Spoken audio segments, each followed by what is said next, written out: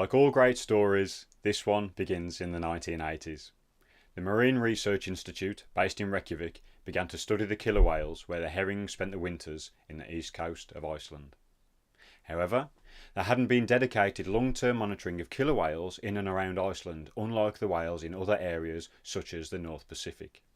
There was a clear gap in knowledge, and so something had to be done about that. Ladies and gentlemen, join me as we explore the Icelandic Orca Project.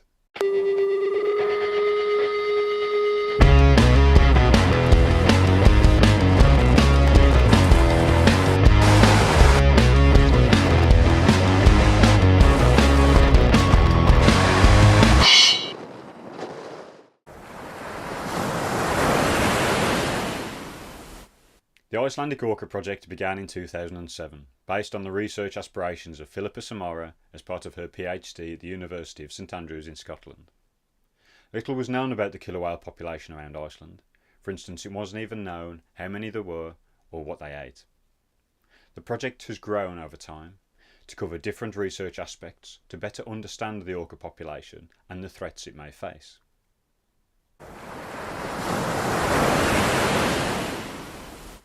As the name implies, the project is based in Iceland. More specifically, in the summer the research is undertaken at Vestmannaeyjar, a small group of islands on the south coast of Iceland. In the winter, the researchers head to Snæfellsnes Peninsula and explore two of the fjords, Grundarfjörður and Kolgrafafjörður. Outside of that time, the team is based in Reykjavik, working on data analysis of all the things they collect over the research periods. As part of our Icelandic project adventure, we took a trip out to visit the island off the southern coast of Iceland, where the summer research for the Icelandic Orca Project is based. Starting at Landeyjahöfn and journeying out across the water to Vestmannaeyjar takes just over 30 minutes. The short ferry trip is wonderful, and it's a truly memorable experience to sail out to the small group of islands, and it's amazing that people live and work there. I'm very glad that the water was smooth, as otherwise I fear I may have been saying goodbye to my breakfast.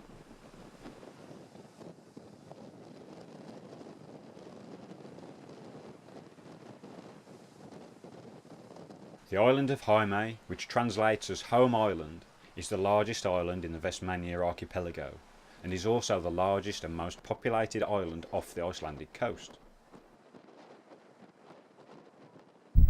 Behind me is the beautiful island of Heimaey, one of the observation locations for the Icelandic Orca Project. One of the tallest points on the island is the volcano Eldfell, which means mountain of fire in Icelandic. It formed in January 1973 in a volcanic eruption which prompted a rapid evacuation of the 5,300 people on the island. That eruption destroyed around 400 homes, but the lava flow also increased the landmass of the island by around 20% and actually helped create a better harbour area.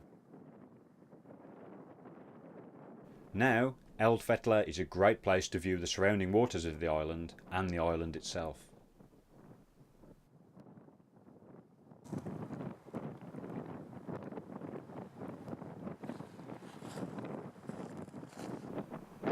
Heimaey is now a 5.2 square mile home to 4,500 people.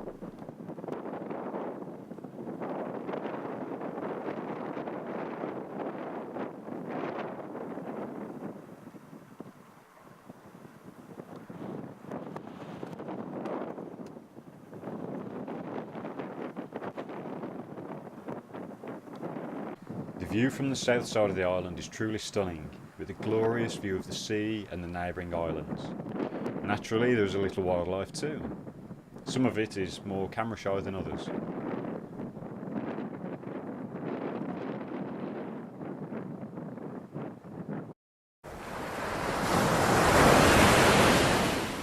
The research focuses on the social and foraging behaviour of the orcas to gain a better understanding of the species.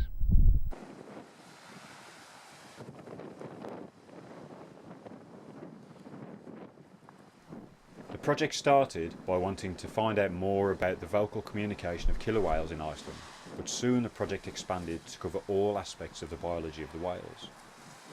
This type of research helps to monitor the status of the orca population. This helps us to understand how whales behave and what they feed upon to better judge the threats they may face and therefore which conservation methods may be required. Aside from Philippa, who initiated the project, there is a core team of 8 people that help fulfil the aims of the project. The team includes a PhD student with an interest in the social structure and genetic relatedness of Icelandic orcas, a St Andrews University professor who is the project supervisor and also an expert on North Pacific and North Atlantic killer whales.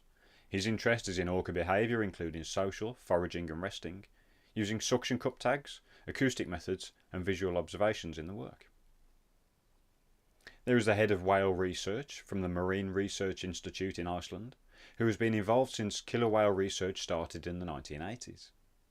He also coordinates the photo identification database of the whales at the Institute. There's also a senior lecturer at the University of Cumbria, a collaborator in the summer fieldwork for over 5 years with an interest in the acoustic behaviour of orcas in the Pacific and Atlantic. A research assistant from the Faculty of Biology from Moscow State University. He's the skipper and has provided technical support during the winter fieldwork. A research fellow in the Faculty of Biology from Moscow State University. She has provided acoustics expertise in winter fieldwork and has an interest in the cultural evolution of orca dialects. A project field assistant who also maintains a project website. And last but not least, in the main team, there is a postdoctoral research fellow at the University of St Andrews and the University of Iceland, who is a specialist with acoustic recorders, tags and land-based observation. In addition to that team, over 30 other people have contributed to the research project since its inception, and a variety of sponsors have helped along the way too.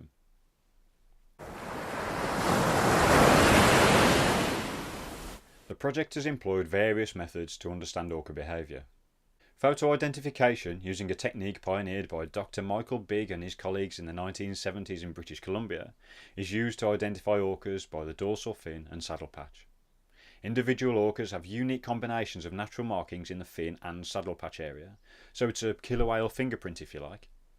Adult males are easily identifiable from all other orcas. They have tall triangular dorsal fins, but juvenile males and adult females have a smaller and curvier fin. So only when the whales have been observed for a long time can the whales be categorised as male or female.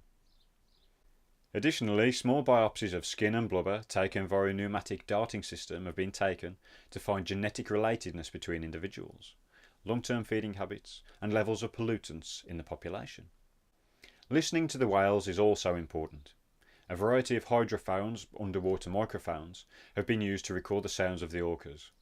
This includes single hydrophones, which are often used on board whale watching tour boats, vertical arrays, which record sounds and can determine how far and deep the whale is from the listening device, and also towed hydrophone arrays, which identify the angle of the orca from the listening device. Custom stationary hydrophones have been deployed underwater in fixed positions to monitor locations and listen to the whales over several days for 24 hours a day. Seeing where the whales swim is useful to know too. Multi-beam sonars have been used to see what is happening underwater in waters where visibility is very limited and underwater cameras cannot be used. That's the case in the waters of Iceland in both the winter and summer. Tracking whale movement is also important. D-tags have been used to tag the orcas. Attached via a carbon fibre pole or pneumatic launcher, the tags record the location of the whales in 3 dimensions and attach to the whale via suction cups. The tags detach after a preset amount of time and float on the surface of the water where the tag is collected and the data can be retrieved.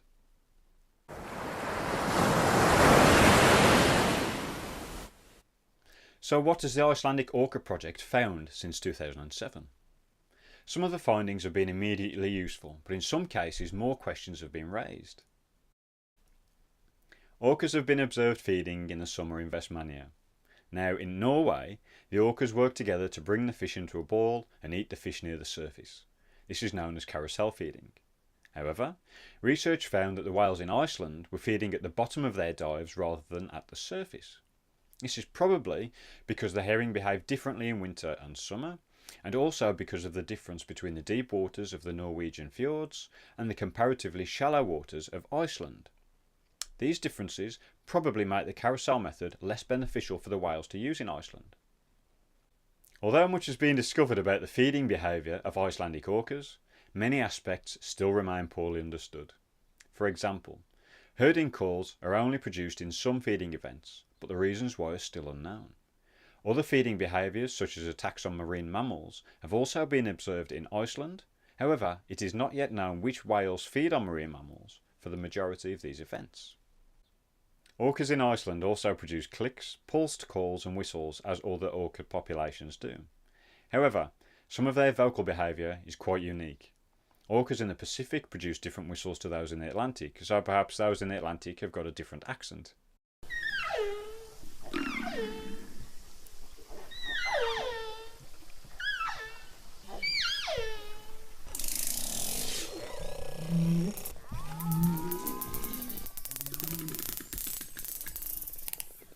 Icelandic killer whales also produce a very unique call, the herding call. It is such a long and low frequency call that it stands out from others very clearly and can be heard when the whales are feeding. This call is thought to make the herring school more tightly and make it an easier target for feeding.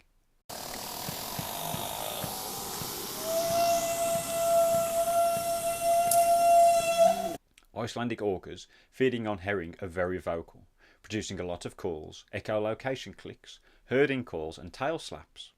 In contrast, when the whales are travelling they usually produce no sounds and can be silent for a long time, which makes sense to me as everyone needs a bit of quiet time after a big meal.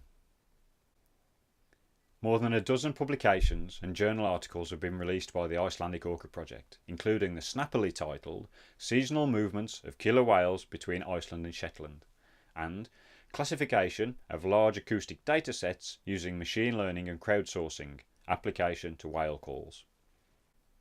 In February 2017, the Icelandic Orca Project released a report to collate the observations made to date. Entitled Killer Whales of Iceland 2006 to 2015, a report of the Marine and Freshwater Research Institute, it identifies 432 individual killer whales sighted around Iceland from 4 locations. The photographs show both sides of each whale at the dorsal fin, as per the method of identification we described earlier.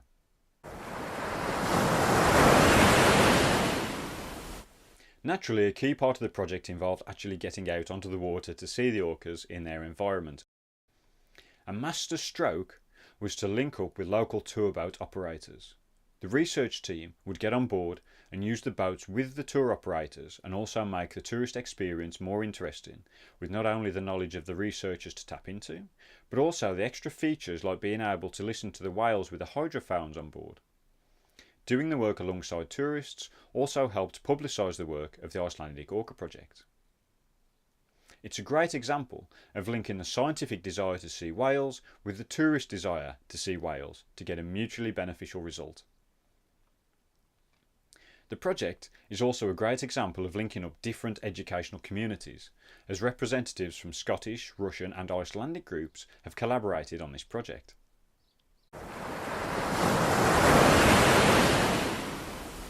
The Icelandic Orca Project is a brilliant example of a small team coming together to fill a gap in scientific knowledge. The ingenuity in drawing together different communities has allowed the research team to achieve its aims and to share awareness of the work at the same time.